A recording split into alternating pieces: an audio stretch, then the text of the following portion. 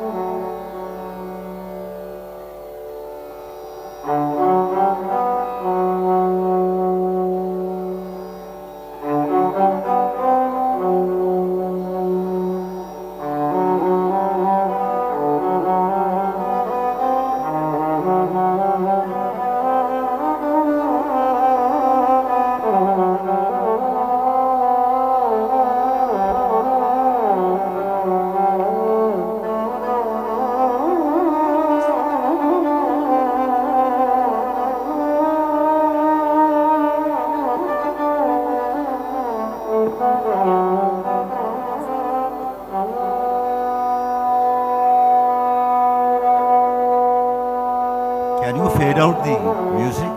It's not edited, Vivaswat. Okay. Subramaniam ji, I'm going to ask you again a little question about your father, actually. You talk about, you talk about how he was a very disciplined and a very focused artist and a father as well. I want to talk to you a little bit about the idea of sadhana.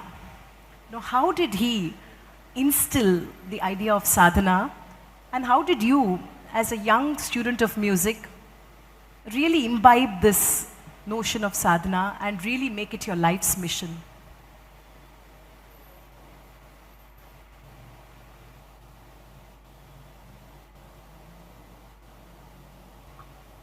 I think those days, earlier, whatever your parents said or whatever your guru said, there were no questions asked. He himself was very highly disciplined. Whatever happens, I don't remember any day where he has not touched the violin or played the violin or written some notation of some song or preparing some theory. Every day it was like a routine thing, like he does everything else. So sometime when we say we have some exam, medical exam, this and that, sometimes he used to say, not only me, my brothers, did you brush your teeth? Did you go to the restroom? Did you eat anything? Yes. So you have time for all those things. If you don't have time, cut one of those things, but don't cut the practice. That was, that made a very important impression on us. This is also one of the most important things in life, practicing or doing whatever the parents or guru says, it is without questioning. So he used to practice every day around 4:30 sometime. He used to get up and we used to practice. And when I was in Sri Lanka, in between he was visiting professor there. We used to go to school there, come back around 2 o'clock. He will be waiting between 2 to 4 to teach again. So he has to teach me, teach my elder brother Vaidyanathan, my sisters. So he was working almost throughout. So for us, thinking that, I'm practicing 2 hours or 4 hours, it didn't look like a bigger thing because he was working more than we were working. Sorry, we'll have to share the mic, I suppose. It would be great if we have another mic, please. Sir, I want to talk to you a little bit about, your music is at the intersection of science and art, technique and imagination, theory and practice, the writing and the playing, the notes and the experience. So in the context of music, you're both an artist and an academic. How did you really nurture, or how did you discover this love for both the study and the practice of music? Talk to us a little bit about that.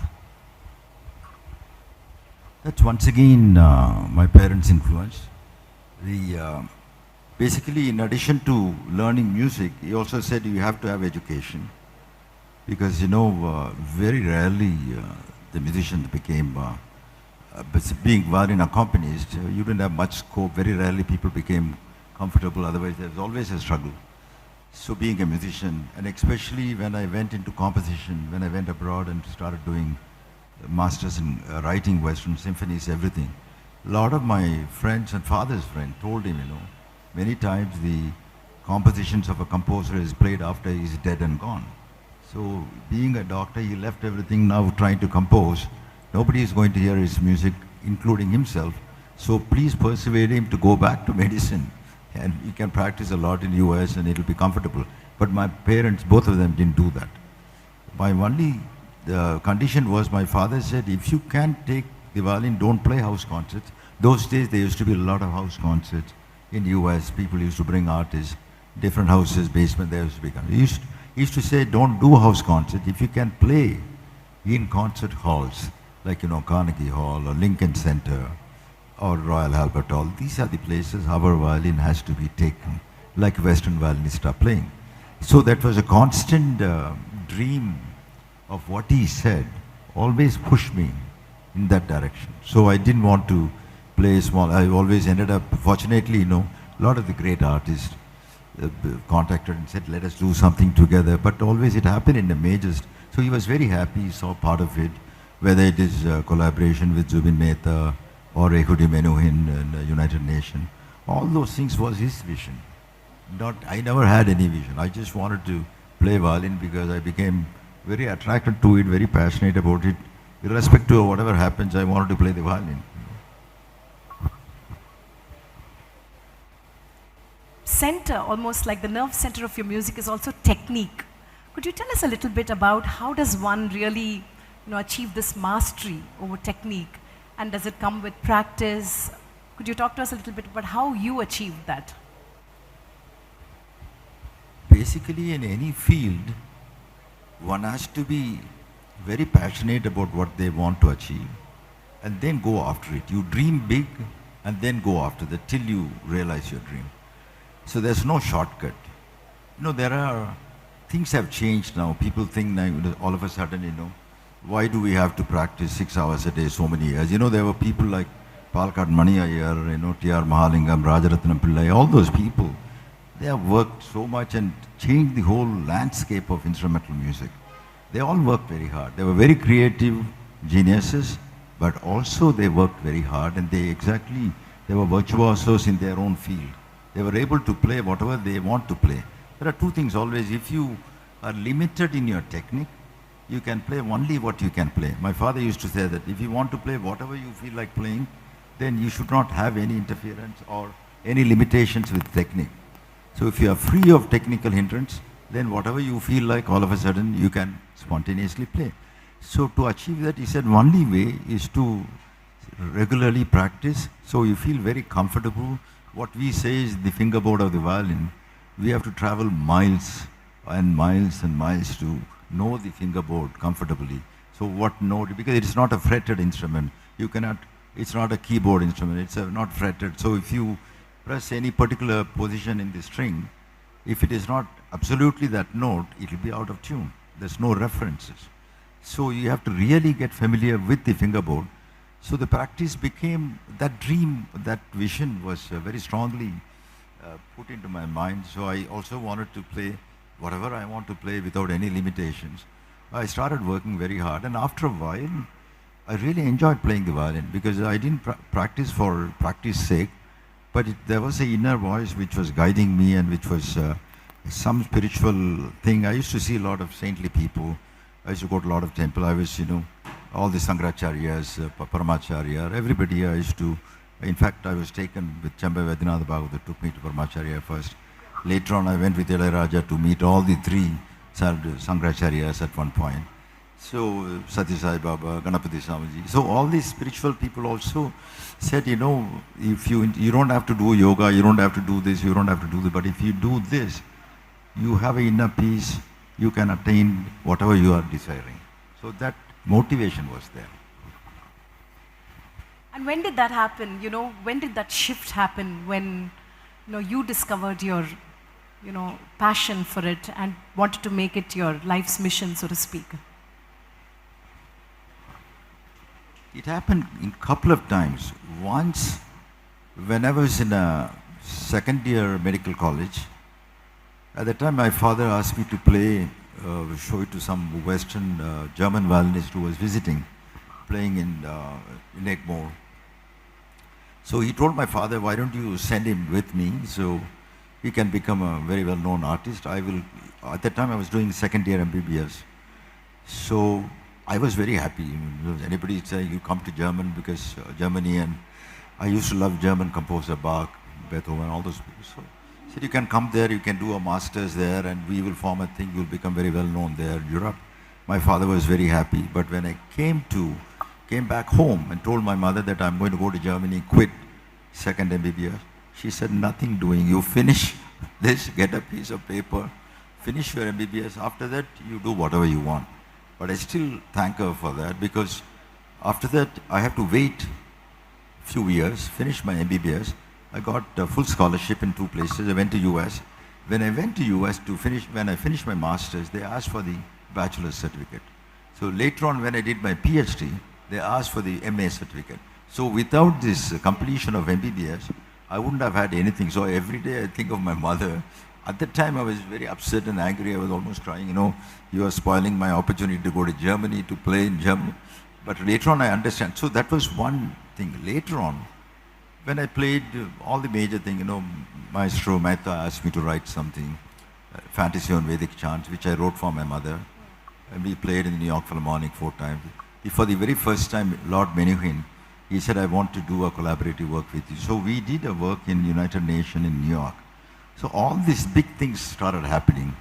And a lot of major top jazz artists like Stephen Grappelli, Herbie Hancock, everybody started, Jean-Luc Ponty, I all met them strangely in my concert. They came to my concert. Then after that, they said, let us do something together. It all fell in places. After a while, I realized just playing, making an album is not only thing. If I can go deeper, and my father used to say, if you can bring life to each note, so then you will see something different.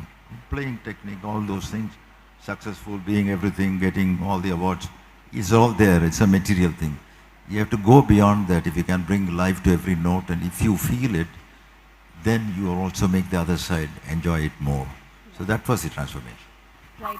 I was listening to your music yesterday because I had to do this conversation, and I was just thinking about how the quality of your music has a quality of depth, going deep in, but also in its very premise, it is so expansive. This idea of, I wanted to talk to you about, you talked about your father didn't want you to do house concerts and he wanted you to perform in larger venues. This whole idea of scale, this idea of grand, could you talk to us a little bit about how, your music has always, you've always had an ensemble-like quality?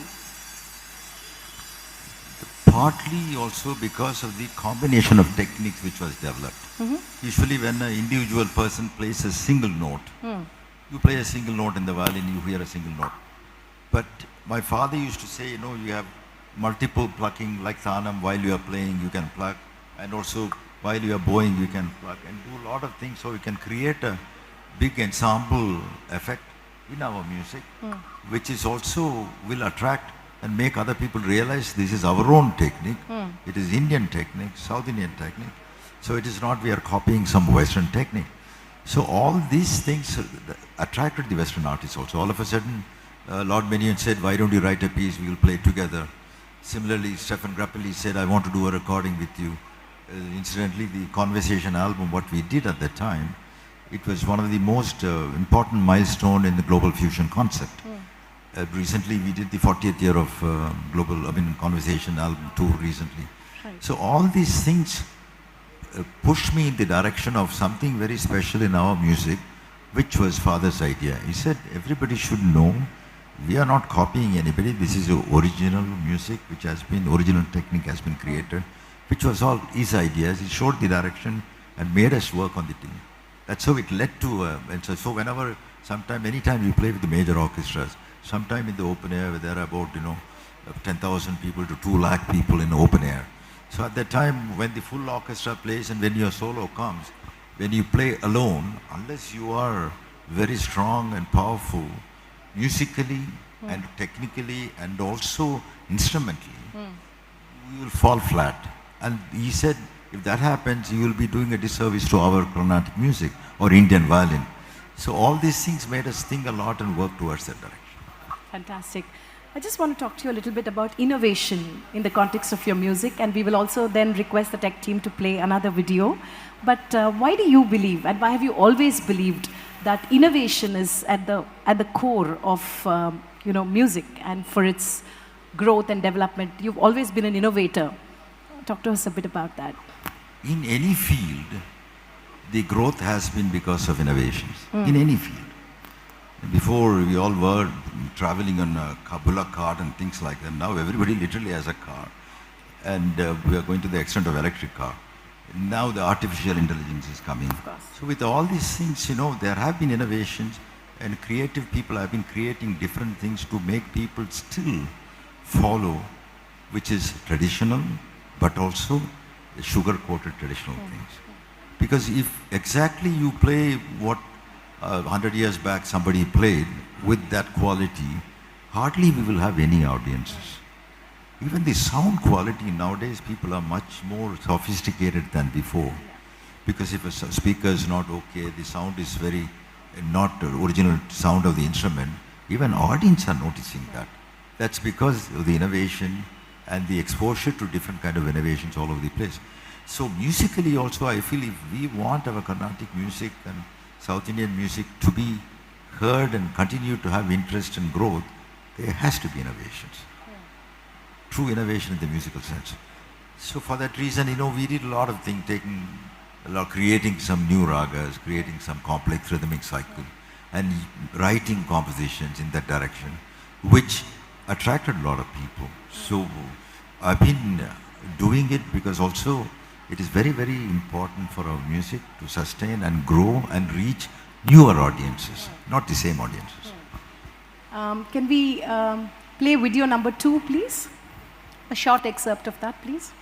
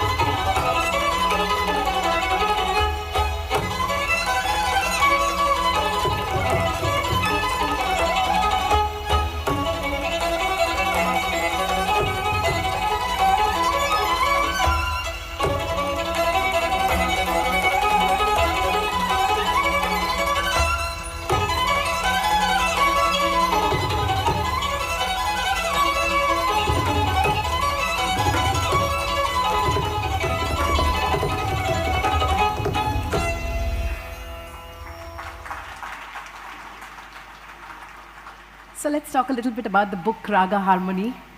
It's an academic work, a thesis, a project that you worked on, attempting to distill down the Indian raga system to a 36 scale concept. Could you tell us a bit about how this idea really planted in your head?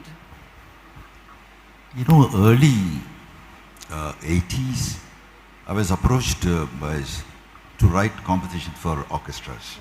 My idea was always to use Indian ragas, Indian scale, Indian rhythmic concept, and use it to write full symphonic work.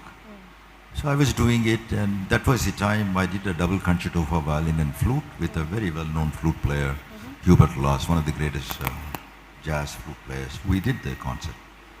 Maestro Mehta heard that, and I don't know whether he heard it through many. He said, "Why don't you write a piece for us?"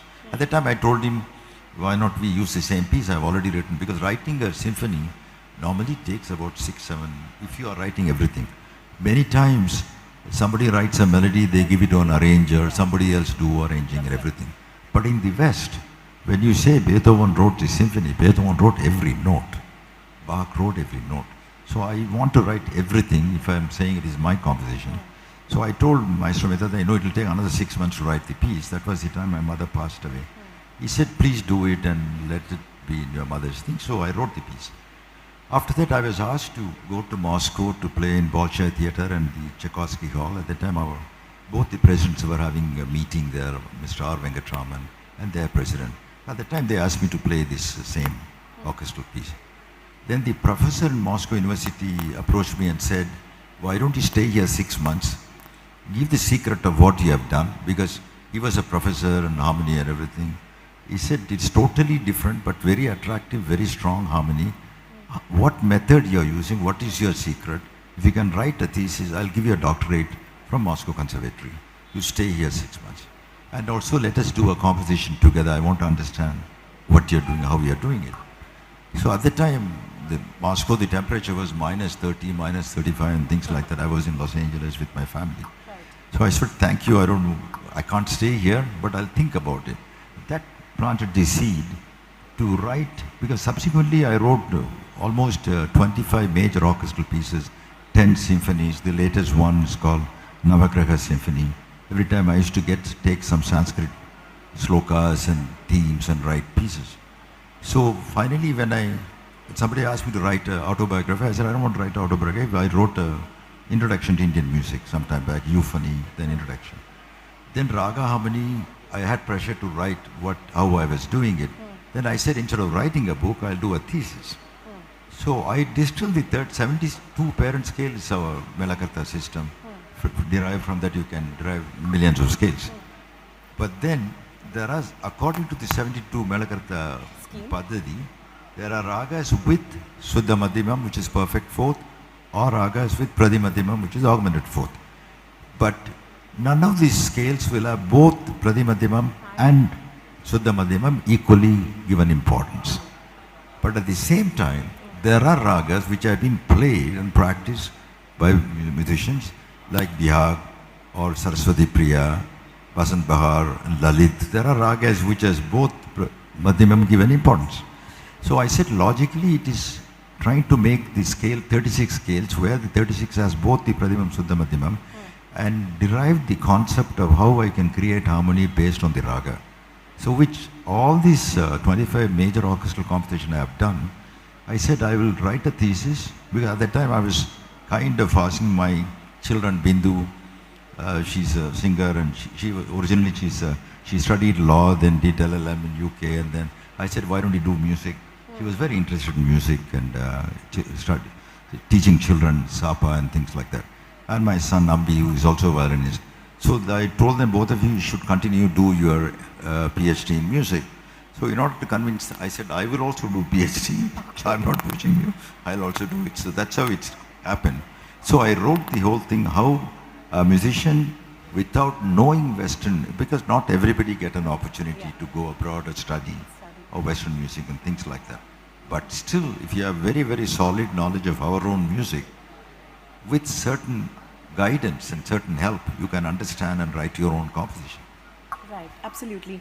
Do you believe that this concept is the need of the hour? Also because we live in a world where these divides, you know, like Indian classical music, Western, those are all melding in a certain way. So do you believe that this concept is going to open up possibilities for more music that is at the intersection of Indian classical and the Western classical form, so to speak? If you see early 60s and 70s, people who played classical music, if they even try something, people immediately said, oh, it is bad, they are completely diluting, spoiling the thing. That kind of idea was there. But if you see post-80s, that was one of the reasons when I did earlier collaborations and albums, I didn't release it in India because I was doing a lot of Indian classical music with the Palkat Baniya, the greatest Mridangam player, he was playing with us, everything. So that, I didn't want to disturb that. I continued that and played all over the place, Indian classical. Whatever experimental I did outside, we didn't release it here. But then there was a lot of demand for people to start, why don't you come and play Conversation, bring Stephen Grappelli, bring George Duke, Stanley Clarke, bring Menuhin. All these things started happening. Now, post-85, there are also a lot of violinists which they have transformed, because otherwise if you don't accompany, if you are not successful as a soloist, you don't have anywhere to go, you have to be an accompanist. But there are, if you see today, there are a lot of smaller, beautiful groups. There's a violinist, the keyboard player, they go to crossover music. There are a lot more opportunities. They also sometimes play classical music, they also collaborate with somebody. And almost all the senior musicians I know, they have all collaborated with other people. The whole scenario has changed. Now, I think knowing the other music, because now the audience is not your local audience, it's a global audience. Whatever we do here, instantly it is available all over the world. So you should have the vision of trying to communicate with the rest of the world. If you want to talk to only your family, you sit and talk in your house. But similarly, if you want to talk only in your own region or only in your own city, that is not enough. There's a potential of reaching the rest of the world. So all the innovations are very, very important. We have to, who knows, 10 years down the road, the artificial intelligence is going to take us to a different direction. Absolutely. I was just wondering if we can play just one more video number 3, please.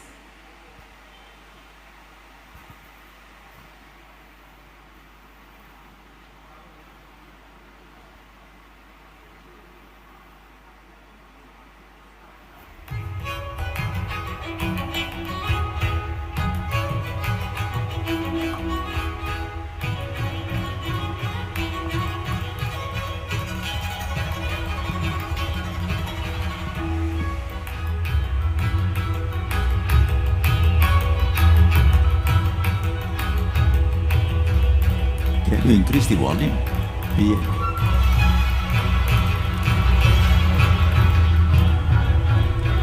Otherwise you won't know the orchestral strength.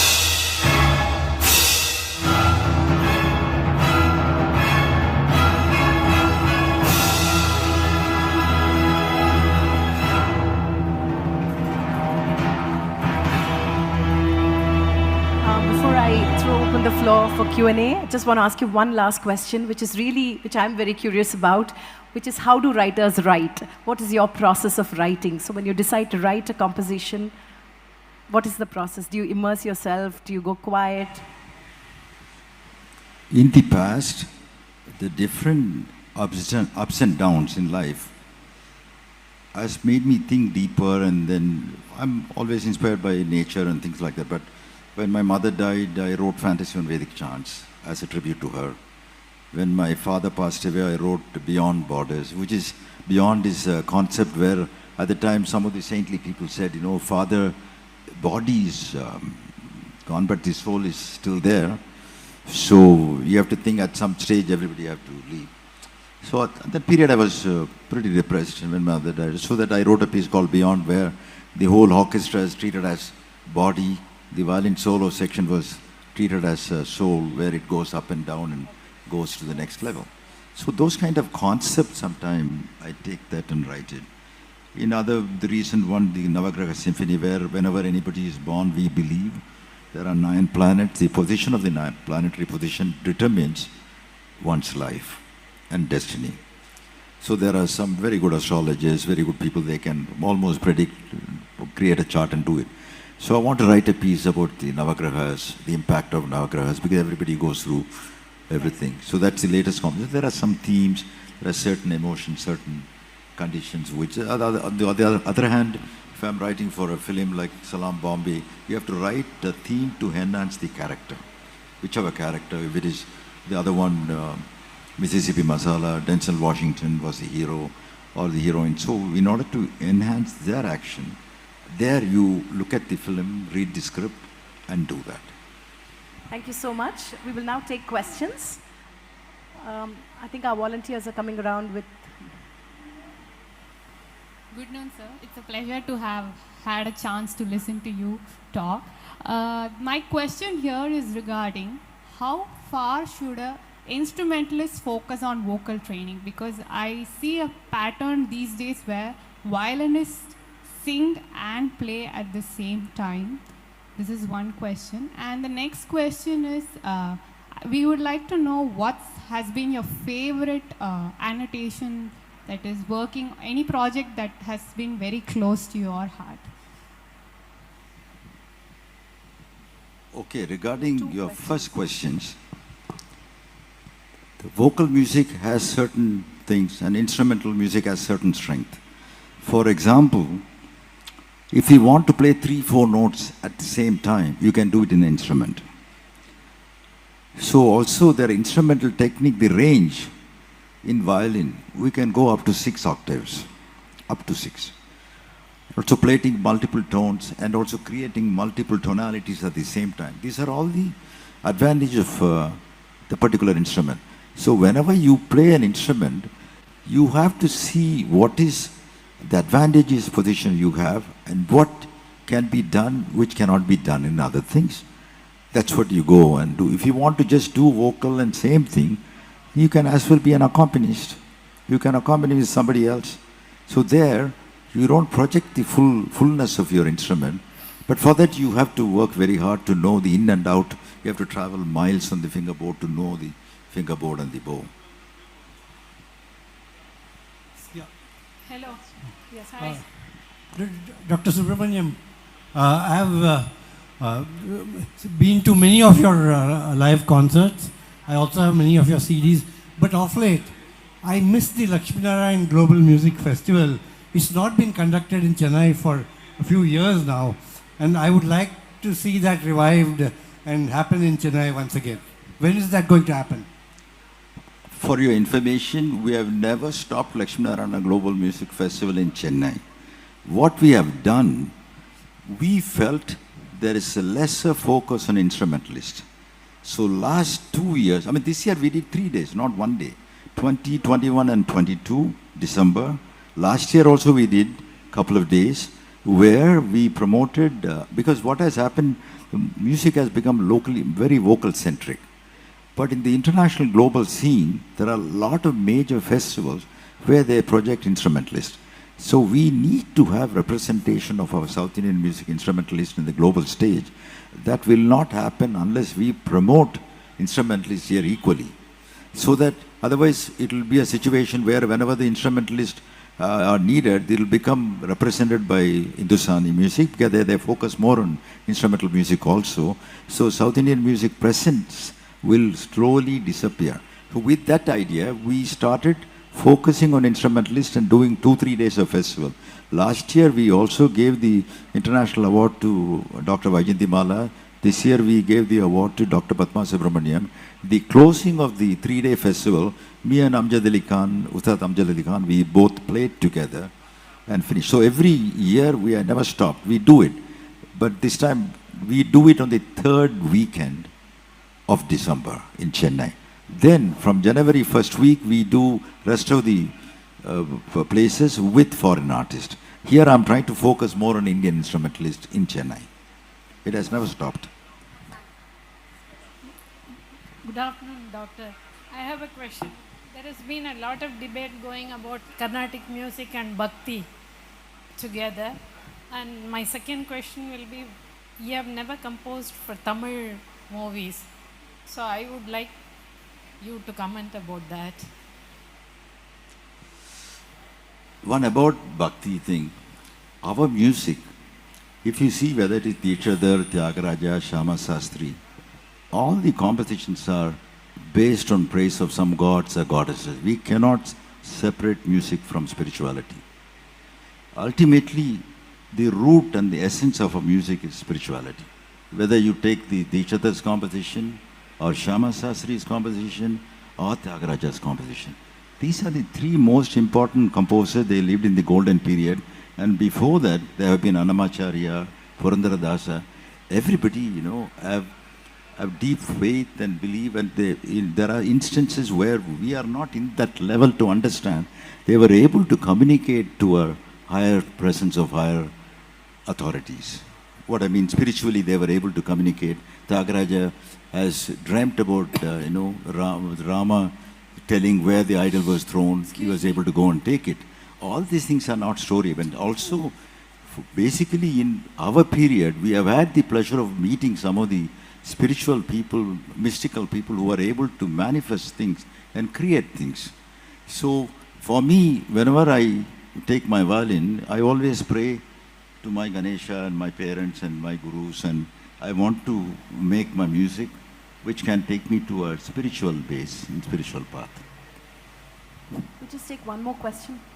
In Carnatic music world, once upon a time, Vivadi ragas are considered as forbidden, but they look very good, right? What's your take on Vivadi ragas, and are they your favorites? Even earlier, Vivadi ragas, people like, GNB, a school of people, a lot of people did a lot of different things. But ragas, normally an artist decide what they are comfortable with and they do it. So there are certain artists comfortable with Vivadi ragas, they play Vivadi ragas. Certain artists not comfortable, they don't play that. It's almost like playing Nagabhushani elaborately or things like that. So I mean, ragas with which is not a comfortable zone, some people don't take it. Some people do that. It's dependent on the artist. One more question. Namaskaram. Sir? This is the last question, ma'am. Yeah. The collaborations you have done are plenty worldwide, taking our Carnatic music globally. Can you please share your memorable moments with Ustad Zakir Hussain ji, your collaboration, please? I met his father, Ustad Alaraka, in 70s because I was asked to go on a tour. Mr. Pandit Ravi Shankar spoke to my father and said, can you send him to go on a tour? I want to feature him as a soloist. At that time, Ustad Alaraka, a lot of other people, Hari Prasad, Shivakumar Sharma ji, all of them were part of the group, Sultan Khan, everybody. At the time, I met Zakir also. My very first classical album I did in the US called Indian Classical Music was with Zakir and my uncle Ramnath Raghavan. My first fusion album I did called Fantasy Without Limits, that was also late 70s, which was with Zakir. Then later on we traveled, we played in Japan. Whenever I did some special things, Zakir was part of it. He's one of the fantastic, greatest musicians which we could have had. And very unfortunately we lost him. But I also traveled a lot with his father. We did an extensive tour in Europe and UK, and Ustad Alaraka Kansab used to play a lot. And we also, when we started the first Jugalbandi, before that, two North Indian artists played, like, Ali Baji and Ravi Shankar ji, or Vilayat Khan Sahab or Bismillah Khan Sahab, they did Jugalbandi, played together, two North Indians. Me and Ali Khan Sahab, we started the North-South Jugalbandi. The first Jugalbandi was also Zakir played, accompanied along with another, I think, I don't know who played Mridangam at that time. So we have collaborated, we have known each other. He was supposed to have played in this Lakshminarayana Global Music Festival in the December 22nd. Unfortunately, he got sick. He was not able to come. That was on the card because we also wanted to give him this international award, which we have given to some of the legendary people. In November, he had setback and we lost him. Do we have time for one more question? I'm sorry, ma'am, we have to close the session. Thank you so much, Dr. Pleasure. L. Subramaniam, for your compositions and for your continued contribution to the musical landscape of this country and the world. Thank you very much. I think